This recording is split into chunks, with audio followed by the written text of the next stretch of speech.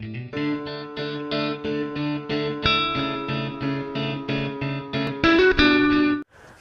संस्कृत मित्राणि नमः संस्कृता। संस्कृत देवाड़ी गंगा चैनल पर नीच शतकम के श्लोकों की व्याख्या चल रही। कल हमने मंगलाचरण को पढ़ा था। आज मूर्ख पद्धति का पहला श्लोक है और ग्रंथ को प्रारंभ करने से पहले थोड़ा मंगलाचरण पढ़ना, क्योंकि बार बार पढ़ेंगे तो हमें मंगलाचरण भी याद रहेगा, क्योंकि बीच की लाइन दे देता है तो कहीं कहीं हम बच जाते हैं या कहीं कहीं हमें नुकसान होने लगता है कि काश हम पढ़ लिए होते। रट लिए नमस्कारात्मक है पर ब्रह्म की है, नमः शांताय तेज से पर ब्रह्म को नमस्कार किया गया, शांत स्वरूप को तेज स्वरूप को नमस्कार किया गया है। लेकिन कहीं कोई दे दिया बीच में भरने वाला, तो श्लोक हमें अगर याद रहेगा तो हम आसानी से प्रश्न कर ले जाएंगे। एक और दो ही प्रश्न से ही हम TGT ILT से बाहर होते हैं, तो ऐसी गलती न करें। एक बार हमारे साथ वाचन कीजिए कि देख कालाद्य नवच्छिन्नानंत चिन्मात्र मूर्तये स्वानुभूते कमानाय नमः शांताय तेज से। क्लियर हो गया? अब आ जाइए कि अब मूर्ख पद्धति में बताया गया कि आखिर मूर्ख क्या है, मूर्ख के गुण क्या है, मूर्ख कौन है, इसके बारे में भर्तृहरि बता रहे हैं। और मूर्ख का पहला श्लोक आपके सामने है कि बौद्धारो मत्सरग्रस्ता, बौद्धारो मत्सरग्रस्ता प्रभवस्मय दोषिता अबोधोपहताश्चान्ये जीर्णम अंगे सुभाषितम बौद्धारो मत्सरग्रस्ता। अर्थात पहला मूर्ख बता रहे हैं, पहला मूर्ख का लक्षण बता रहे हैं कि जो बोद्धा है, जो विद्वान है, जो जानकार है, जो पढ़े लिखे हैं, वह मत्सर से ग्रस्त हैं। अर्थात जो जानकार लोग हैं वह अहंकार से, मत्सर से, घृणा से ग्रस्त हैं। उनके अंदर अहंकार आ गया कि आप शिक्षक बन गए, आप पढ़ाते नहीं हो, आप प्रोफेसर बन गए, स्कूल जाते नहीं हो, क्लास लेने नहीं जाते। तो इसीलिए भर्तृहरि को कहना पड़ा कि बौद्धारो मत्सरग्रस्ता, कि जो विद्वान है उनके अंदर घमंड आ गया। अर्थात वह अपने काम को सफाई से या जिस काम के लिए नियुक्त हुए हैं उस काम को अच्छी तरह नहीं करते। तो भर्तृहरि के नज़रों में वह मूर्ख नंबर 1 है। पहला मूर्ख का लक्षण बताया कि बौद्धारो मत्सरग्रस्ता प्रभवस्मय दूषिता। और जो स्वामी है, प्रभव है, प्रभु प्रभु प्रभु प्रभव है, बहुवचनांत का है कि जो राजागण है, जो स्वामी है, वह समय दूषिता, अर्थात वह गर्वीले हो गए हैं। कहने का तात्पर्य यही है कि प्रभवस्मय दूषिता, अर्थात जो राजागण है, जो स्वामी है, अर्थात राजा लोग इस समय दूसरा गर्वीले हो गए। पहले विधायक थे, जब विधायक नहीं थे तो लोगों के पैरों में जाकर गिरते थे, सांसद थे, लोगों के पैरों में लोगों की बातें सुनते थे, और जब जीत गए तो समय दूषिता, गर्वीले हो गए। अब वह लोगों से बात नहीं करते, गाड़ी बदल बदल कर चल रहे हैं, स्टेटस को बड़ा कर रहे हैं, छोटे लोगों से मिलना नहीं चाहते। इसीलिए भर्तृहरि ने कहा कि मूर्ख नंबर 2। मूर्ख नंबर 2 कौन है? कि प्रभवस्मय दूषिता, कि जो स्वामी है, जो राजा है, वह क्या हो गए हैं? गर्वीले हो गए, अभिमानी हो गए हैं।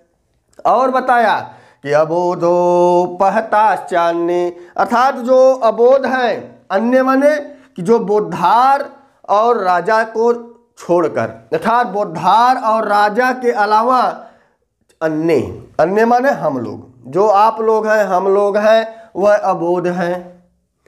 वह क्या है? अबोध है। अबोधोपहताश्चान्ये, कि अबोधों को यदि मैं कुछ कहूँ या अबोधों के पास मैं जाऊं, कुछ उन्हें बताऊं, तो उनको समझ में नहीं आएगा। कि जो बोद्धा था उसको हम कुछ बताने के लिए गए तो वह अपने मत्सर में ग्रस्त था। समझ में आया कि वह हमारी बातों को नहीं सुना। प्रभवस्मय दूषिता, हम सोचे राजा के पास चले जाएं तो राजा अपने गर्व में पड़ा हुआ था, इसीलिए वह हमारी बातों को या हम छोटे लोगों से मिलना नहीं चाहा। तो जब हम बुद्धि विद्वानों के पास गए और अपने राजा के पास गए, तो जब इन दोनों ने नहीं सुना तो हम अपने समाज में लोगों के पास गए। अबोधोपहताश्चान्ये, समाज में हम ही आप लोग हैं। जब हम इन लोगों के पास गए, हमने अपनी बातों को रखा तो उपहता, वो हमारी बातों को नहीं समझ पाए। इसीलिए भर्तृहरि ने बताया तीसरा मूर्ख हो गया जो इस समाज में है। तो उन्होंने बताया कि जीर्णम अंगे सुभाषितम, मेरा अंग जो सुभाषित वाक्य था हमारे शरीर में ही बूढ़ा हो गया। जब मैं अपने सुभाषित वाक्य को बुद्धिदानों के पास, विद्वानों के पास, पढ़े लिखे लोगों के पास ले गया तो वह मत्सर से ग्रस्त थे, अहंकार से, ईर्ष्या से ग्रस्त थे कि मैं विद्वान हूँ, यह छोटा सा व्यक्ति हमें क्या पढ़ाएगा, हमें क्या बताएगा, हमें कौन सा सुंदर वाक्य समझाएगा। इसीलिए भर्तृहरि ने लिख दिया कि बोद्धारो मत्सरग्रस्ता प्रभवस्मय दूषिता। और राजा के पास गया तो वो छोटे लोगों से मिलना नहीं चाहता था, तो वह गर्व से है, अभिमान हो गया, अर्थात उसके अंदर जो राजा के गुण थे वह दूषित हो गया, अभिमानी हो गया, गर्वीला हो गया। तो हमने सोचा कि हम अपने सुभाषित वाक्य को लोगों के बीच में पहुंचाएं।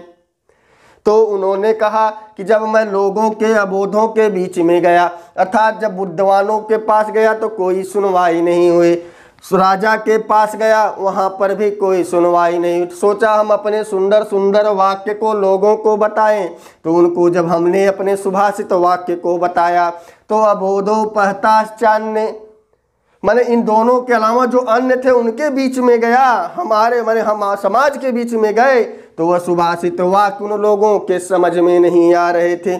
इसीलिए अंत में लिख दिया कि जीर्णम अंगे सुभाषितम, कि हमारा जो सुभाषित वाक्य था जीर्ण माने बूढ़ा हो गया, अंगे माने हमारे शरीर में ही। हम अपने सुंदर सुंदर वाक्य को किससे कहें, क्योंकि बुद्धारा अपने में मस्त है, प्रभव चालू है, गर्वीला हो गया, छोटे लोगों से मिलता नहीं। और जो समाज बचा इन दोनों के अलावा उसमें अपनी बातों को रखा, तो ये लोग हमारी बातों को ही नहीं समझ सके, ये हमारी बातों को समझ ही नहीं सके।